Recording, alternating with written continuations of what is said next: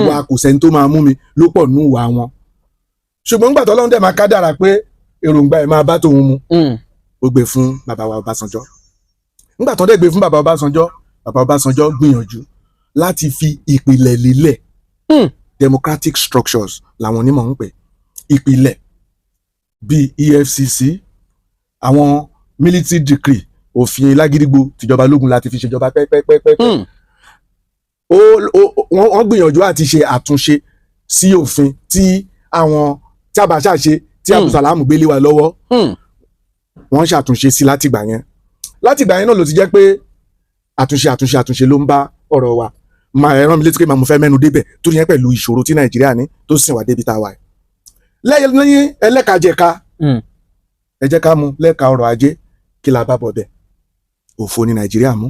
We have not had consistent economic policy kí ló ń jẹ́ bẹ́ẹ̀ lédè àbínibí ni pé kí ètò wà débi wípé tíjọba kan bá kúrò ìjọba tó bá dé náà á tẹ̀lé ṣe lóníkálukú ń ṣe tiẹ̀. Tígbà tíjọba bá sọjọ́ kù there were policies tó fi ẹsẹ̀ Nàìjíríà sí ipa ìgbéga ńgbà tí Yar'Adua dé àwọn kọ̀ọ̀kan wà tó kọ́kọ́ dismantle fún àpẹẹrẹ lára ẹni subsidy regime tá a ti di ayé Tinubu yìí.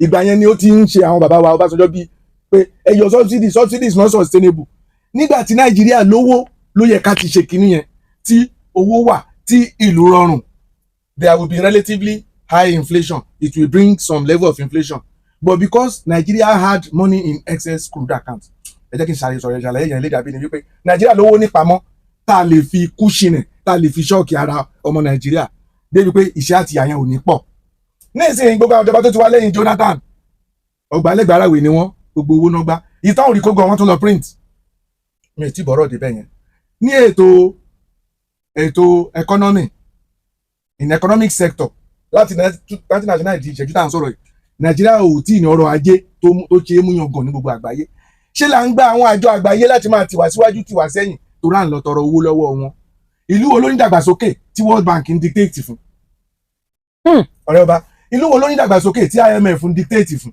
economy tó bá ti ń gbèrú làwọn máa fẹ́ yá lówó ìdí tó máa fẹ́ yá yín lówó ni pé kọ́ lè sọ fún pé nǹkan báyìí ní kẹ́ ẹ ṣe kí ló dé bá ní kẹ́ ẹ ṣe yẹn ẹ gbé owó orí lọ sókè nǹkan tó mú ara di aráàlú ẹ yọ kúrò.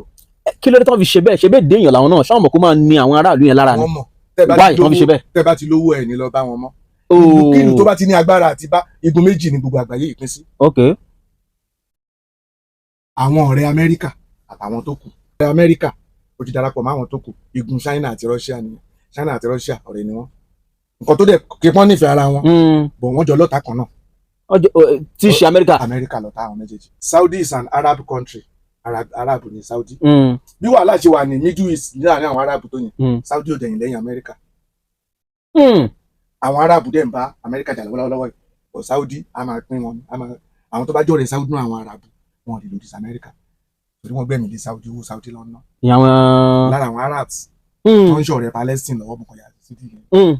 So ní ètò ọrọ̀ ajé náà ta ló ní IMF ta ló ní World Bank tó bá ti rí pé ìlú kan fẹ́ gbé rí owó yín ti ń stable wọ́n á ní kẹwàá yáwó owó tí ò ní èlé kankan lórí tàbí kí ilé ẹ̀ má ju péréte lọ ṣẹ́yìn ni wọ́n fẹ́ fowó ṣe ni.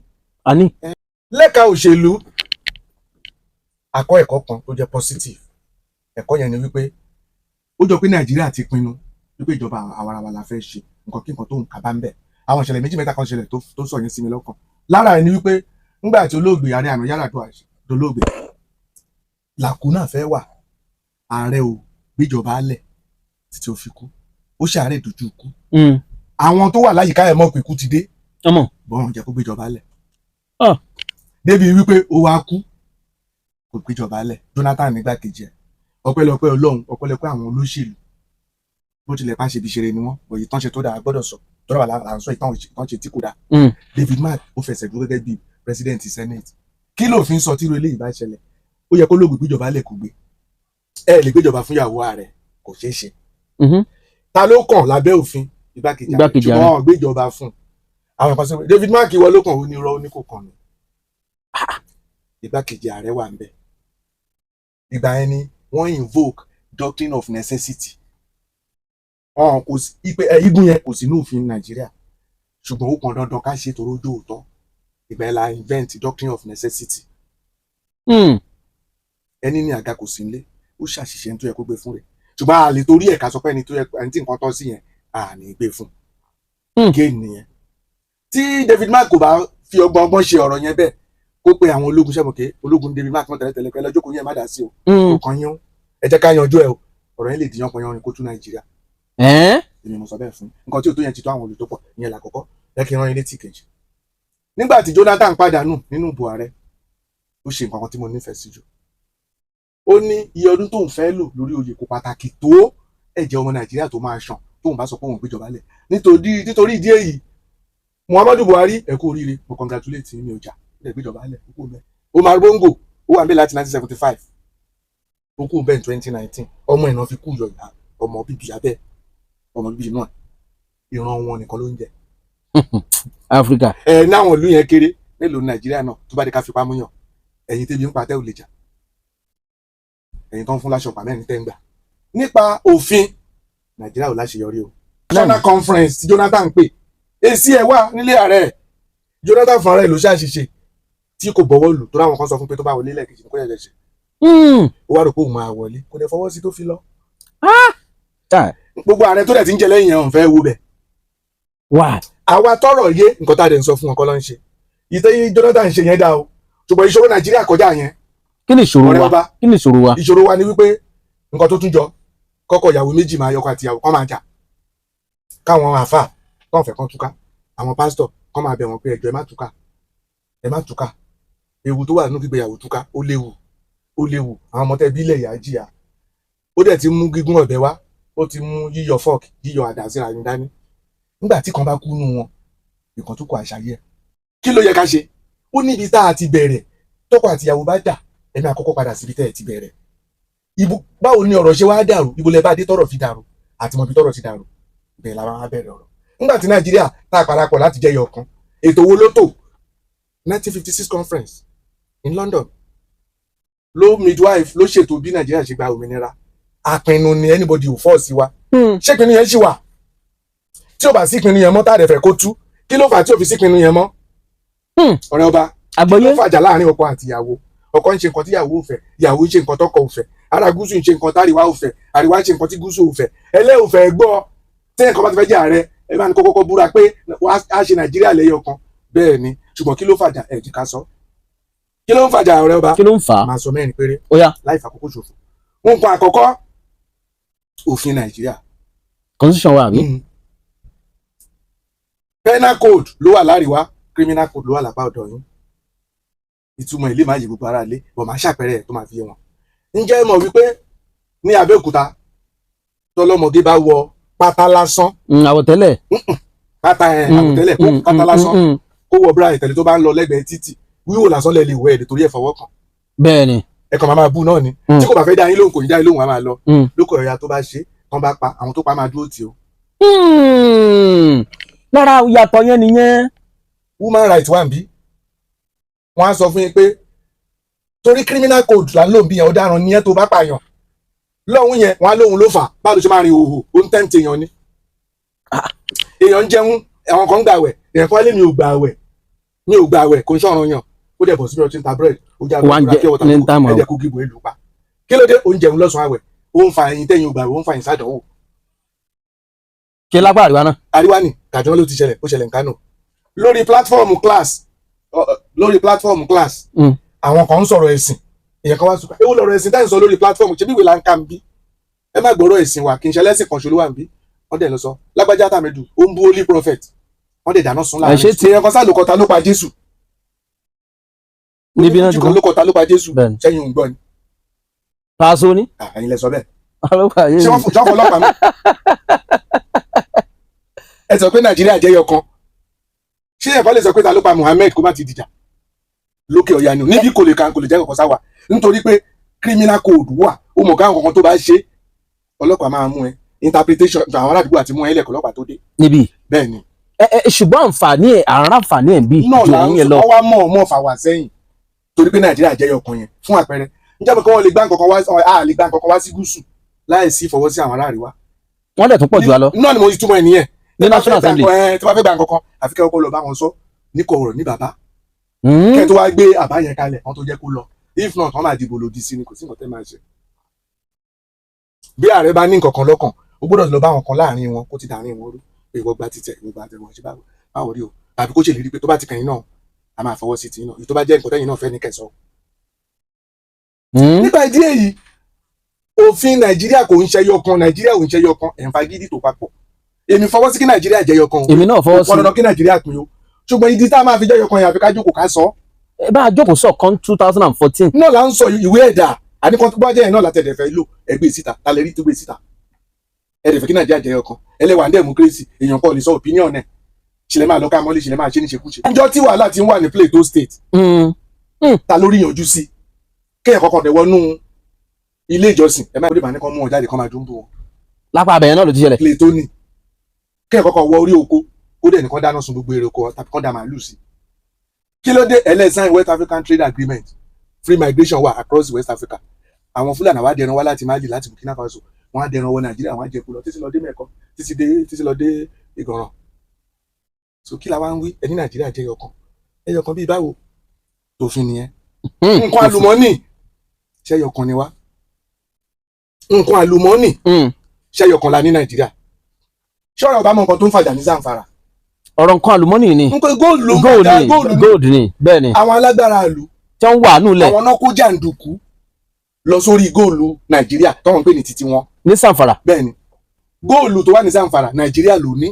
bẹ́ẹ̀ ni. ẹ̀yin sọ pé irọ́ àwọn kan ni epo tó wá wà lápá bí ẹ̀ ń wà ọ̀n pé owó ẹ̀ tún gbàjà àwọn tó lè po lọ tí ìbá sí derivation tó bá pín owó báyìí local government Kano gbà ju Bayelsa lọ Bayelsa ní local government ìjọba ìbílẹ̀ mẹ́jọ péré Kano ní 44 lẹ́yìn tọ́yọ́ Jigawa àti Kebbi nínú ẹ̀ ẹlẹ́wọ̀n mọtí ẹni bá gbọ́ tí wọ Kano Isba board ló máa arrest ẹ̀ ẹ̀ ní EFCC tán nígbà tí gómìnà yín gbé dọ́là lọ́wọ́ rí mú ẹni bá ra bí àwọ̀ Kano ẹlẹ́ṣẹ̀ ni ẹni wọ́n máa fún lẹ́gbàá 125 wọ́n dẹ̀ máa sí ìzì ọtí yẹn èkó lọ́n ti mọtí ní mùkú ẹ̀ ń wé kò wá mọtí o èyí tẹ́ ẹlẹ́kì tọ́tí nílùú yàn. sẹ́yìn rí wọn. kò ṣeé sọ tán. ẹlẹ́yin ò sọtí vat orí ọtí Kano ló ń gbà ju Lagos State ló gba vat ju gbogbo Nàìjíríà ẹ kó tìmí lẹ́nu ìwà Kano agídí Lagos ń gbowó ju Kano lọ. ok. owó tìyẹn túmọ̀ sí owó ọtí vat orí ọtí ló pọ̀ jù ẹ̀yin ń gbà kò yẹ kọ́ńpìn kan wọ́n gbà tán láwọn ọmọ ọtí wọ́n rí kó nípìnlẹ̀ Ògùn NNPC wá lọ́sẹ̀ tó kọjá. bẹ́ẹ̀ni. iléeṣẹ́ afọpo Shell ń lọ ọbẹ̀ ẹ máa gba owó epo Ògùn State ẹ̀yin tọ́jú owó góòlù yín Zamfara wọ́n ní ilẹ̀ ru ní Niger láìpẹ́ yìí lọ́sẹ̀ tó kọjá èèyàn tó lé ní 30 ló wà lábẹ́ ilẹ̀ tán tí ì rí yọ rárá ìtànkà fún wa nìyẹn kẹlẹ́dà má jẹ́ ojú bẹ́ẹ̀ lọ. ǹjẹ́ mọ nǹkan tó fà tilẹ̀ fi ru ǹjẹ́ mọ wọn wà bẹ́ẹ̀. nǹkan wà yẹn ni. kí ni nǹkan tó ń wà tẹ́ bá mọ̀ ẹ jẹ́ kí n. ó yẹ sọ. lithium kí ló ń jẹ́ lithium nǹkan tó fi ń ṣe bátìrì fóònù. náà wọ́n wọ̀ jáde nulẹ̀ yẹn. ní gbogbo ilẹ̀ adúláwọ̀ Tanzania nìkan ló ń ṣe. wọn ò dẹ̀ ní half wọn ò ní láàjì lithium ti Nàìjíríà ní. ká gbogbo àkàlọ̀ tà fún wọn. Tanzania ló wọn ta lithium ẹ gbé company fóònù wà sọ́dọ̀ àwọn ẹni tí ó bá ti lè gbé company ẹ lè ṣe fóònù láìsí lithium. nígbà wàá ní lọ́fẹ̀ẹ́ ló fò tá a rí. owó lẹ́ ń jí wà ní Niger tí lè rú mọ́ wọn lọ́wọ́ wọn wà ní Tinubu sí. ta ló ní lithium tó wà ní Niger. Nàìjíríà ló ní. àwọn olówó ń wà ìgbà tí ilé ìrùlá tó mọ̀ kí lithium wà ní Niger góòlù wà ní Iléṣà àwọn olóńṣàkóso ẹ̀ ẹnu mi àgọ́. mo kà nípa ààrẹ méjì mo dẹ̀ sẹ́yìn di fọ́nrán yẹn fídíò yẹn sí ọ̀rẹ́. bẹ́ẹ̀ni borí bẹ́ẹ̀ni. ààrẹ méjì Jose Mujica ó jẹ ní Uruguay arúgbó kù jẹ bẹ́ẹ̀ni. nígbà tó dórí oyè wọn lọ bẹ̀ ní pé kó wá ṣe ó dẹ̀ sọ fún wọn. lára ààrẹ tó kúṣẹ̀ jù. lára àwọn ààrẹ tó kúṣẹ̀ jù lágbàáyé bẹ́ẹ̀ni. wọ́n yọ méjì nù wọn. kí ni mo fẹ́ fà arúgbó kùjẹkùjẹ ni o. bẹ́ẹ̀ni àgbàlagbà. ó ní òun ò fẹ́ mọ́tò kankan 1987 Volkswagen B2 tó ń gùn kiri náà ló ń gùn ilé tó ń gbé nínú oko wọn kí ààrẹ máa gbé lọ́dẹ́dá ọ́fíìsì dẹ̀ wà l'Ábùjá helicopter ajálẹ̀ òun àtajà ìyàwó ẹ̀ ti kú òun àtajà ẹ̀ wọ́n á dẹ̀ tẹ̀lé ra wọn wọnú ilé fúnra rẹ̀ ló máa lọ já ẹ̀fọ́ tó máa rò adẹ̀jẹ̀ president ọlọ́pàá méjì bẹ́ẹ̀ni àtàwọn ajá yẹn ló ń ṣọ́ ó ní gbogbo àwọn tó kù kan máa lọ pé tọ́lọ́run bá lẹ́mìí ń wà lọ́wọ́ èèyàn. kó pa òun dákínà tẹ̀lé fẹ́ mi ẹ̀ jẹ́. ní ṣókí láàárín ọdún 4 ó tún lù yẹn ṣe wọ́n bẹ̀ tí kò ṣe ẹ̀kejì olóhùn ṣe àwọn èèyàn Mandela. ó ní nǹkan tóun fẹ́ ṣe ni wípé kóun dá ìlú yẹn padà sí ipò tó yẹ kó wà sálárì ẹ̀ jẹ́ $12,000 ó dẹ̀ ní kán dá owó yẹn sí 10 ìdá 9 nínú ẹ̀ ó dá padà fún lù ó ní ìdá kan yẹn kọ́ máa fi ṣoúnjẹ fóun títí òun máa fi kú. àwọn èèyàn nìyẹn, àgbàlagbà ni ni ó o. ṣe bẹ́ẹ̀ àgbàlagbà ni ẹ sọ̀rọ̀ Mandela yẹn ṣojú wa kò nílò ariwo tó pọ̀. ní South Africa. ọdún 4 tó ṣe yóò ṣe mọ̀jíkà yẹn South America ni yẹn jìnnà. tí Mandela ilẹ̀ aláwọ̀ dúdú ni o, kò ṣe kọjá ọdún 4 ó dẹ̀ rìtáyà sínú ilé ẹ̀ ó tán. now mo tún wá sẹ́ǹtì Ibrahima Traore Burkina Faso. bẹ́ẹ̀ni. ọdún 2 sẹ́yìn ló fagídí gbàjọba o. lẹ́yìn tó gbàjọba tán ó lẹ́nikẹ́ni tó wá máa ṣe mínísítà òun ò ra mọ́tò fún wọn. ológun kò ra mọ́tò ọmọ 36 years. bẹ́ẹ̀ni. 36 lọ́jọ́ orí ẹ̀ ó lóun ò ra mọ́tò fún anybody. òun fúnra òun ò ra mọ́tò kan ṣo tó níyẹn ló ń gùn ló ń gbé káàkiri. yẹn máa ná. bẹ́ẹ̀ ni mo sọ ó ti kọ́ airport gbogbo nǹkan àlùmọ́ọ́nì ló ń ṣe. Ọlọ́run. ó ní mínísítà 8 péré ẹnikẹ́ni tí kò bá ti gbọ́ tiẹ̀ wá ní káwọn ológun lọ yanjú ẹ̀ ni. ẹ wo òun gbowó oṣù owó oṣù tóun gbà gẹ́gẹ́ bí ológun ordinary kọ́nẹ̀. ọ̀dọ́ dẹ̀ ni àwọn aráàlú yẹn gan ti láìkẹ́. wọ́n ti láìkẹ́. kódà wọn á tún máa ní ológun abájọ lọ ni. now ní ìsìn ó ń ṣètò bó ti fẹ́ gbéjọba lé àwọn kan ní ọ̀gbẹ́ni má ṣàṣìṣe kankan. má gbé lẹ o à ń gbádùn ẹ o. ó ṣe tí ìpọ̀dún 2 ó ti kọ́ airport iná ti dúró tẹ́ bá rí ó tún wá ṣe nǹkan kan tó yà mí lẹ́nu ọ̀rẹ́ ọba. owó táwọn olóṣèlú kan kó jẹ yẹn ó dẹ̀ lọ ra tractor ó ní gbogbo àwọn tọ́wọ́ bá níṣẹ́ kan wá forúkọ lẹ̀ ó yà ẹbọ sínú oko ẹ máa gbowó oṣù. bẹ́ẹ̀ni gbogbo nǹkan tẹ́ bá ṣe ìjọba lónìí aráàlú ẹ máa rà. àwọn kan náà ti suggest irú nǹkan yẹn rí ní Nàìjíríà. ta ló sọ fún yín pé kò ṣeé ṣe gbọ́ àwọn tó ń kó ìjẹkújẹ wọlé sọ́ba jẹ́ kó ṣeé ṣe ni. ọ̀rọ̀ ni kò dí ìjẹkújẹ wọn lọ́wọ́ náà. tí ìnira ò bá sí ń lu àwọn olè ta. ní ẹlẹ́kajẹ̀ka Nàìjíríà ṣàṣìṣe láti 1999 kí ni nǹkan àlùmọ́nì tí Nàìjíríà tà tẹ́ rí tà dáadáa máa ṣàpẹẹrẹ 4. ó yẹ sáré ṣe. ata àjà òkúta o lè gbé o lè gbà ní tí ó tọ̀nà kí n máa dárúkọ àwọn tó rà. ẹ má dá o. kò tọ̀nà wọ́n tà fúnra wọn bí mo ṣe ń sọ̀rọ̀ yìí wọ́n gba pension lájà òkúta wọn ṣe rìn kan tó jáde.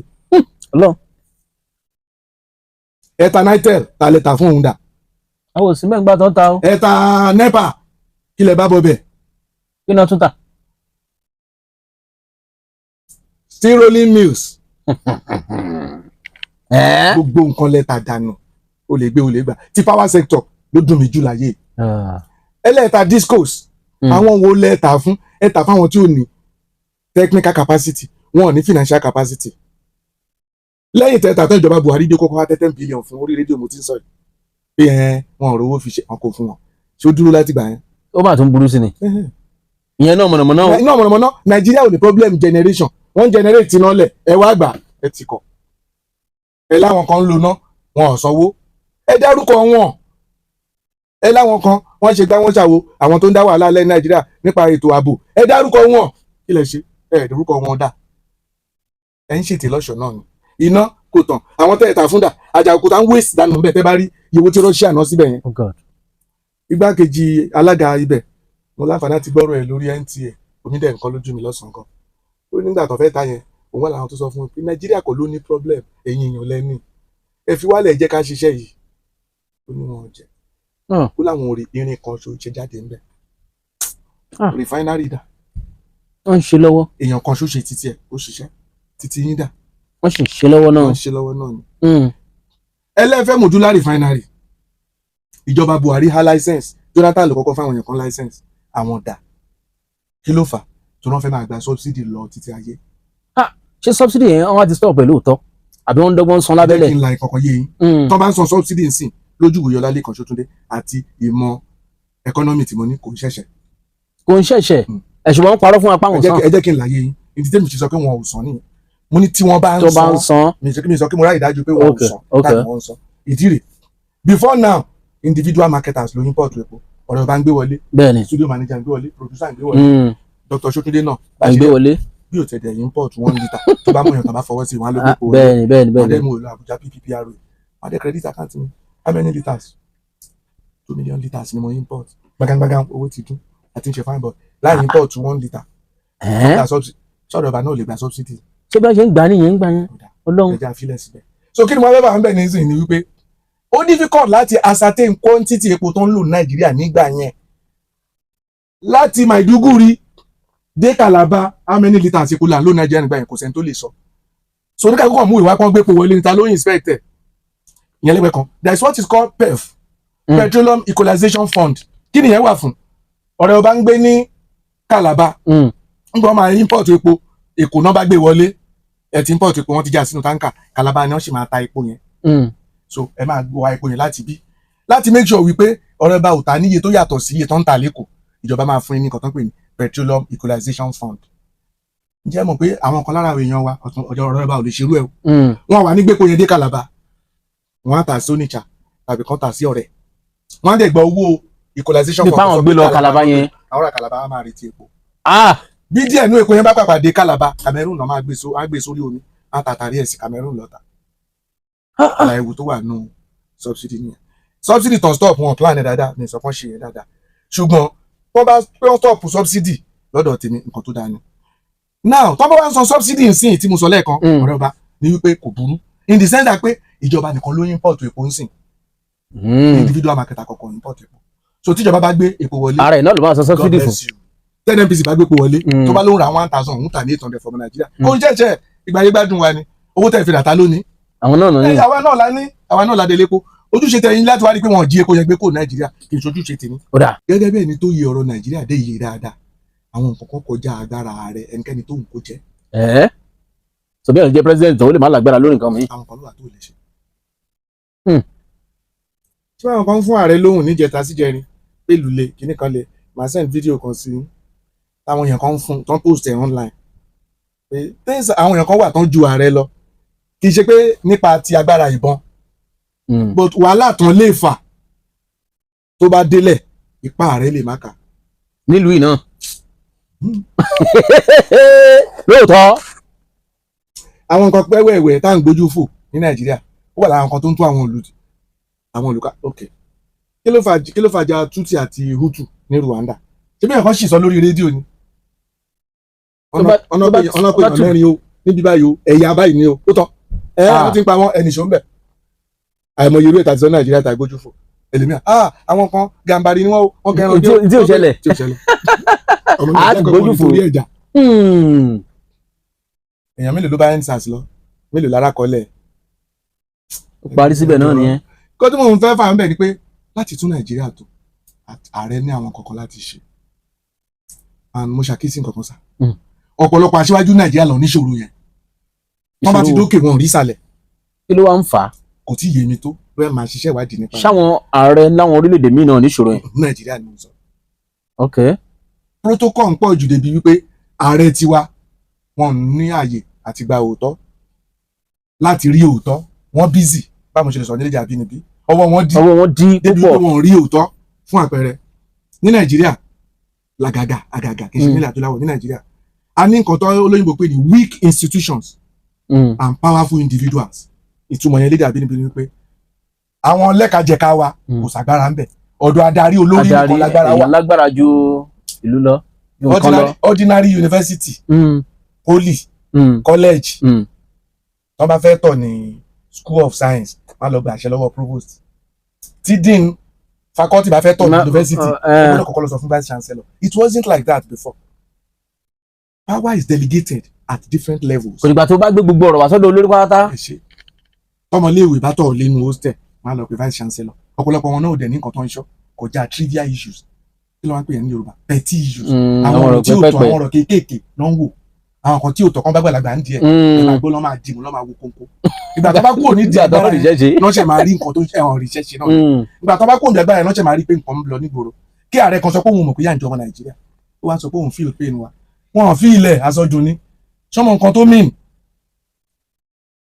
kọ́dọ̀ tó ní làákàyè kì í ṣe gbogbo ọ̀dọ́ o ẹ̀ ṣe lè gbọ́ o ọ̀dọ̀ tó ní làákàyè tó ní capacity àti iṣẹ́ kó má ríṣẹ́ ṣe kọ́dọ̀ tó kúnjú òṣùwọ̀n kó má rọ̀nà àbáyọ ó ta sweet kò ríṣẹ́ ó ta bàtà kò ríṣẹ́ ṣóòtọ̀ náà kí gbogbo ọmọ obìnrin ọ̀dọ́ kan do nínà bì kó tún dá àwọn alágbádá iná lòun máa ní kọ́ wá sàbújá tó ń ṣàṣemáṣe pẹ̀lú wọn.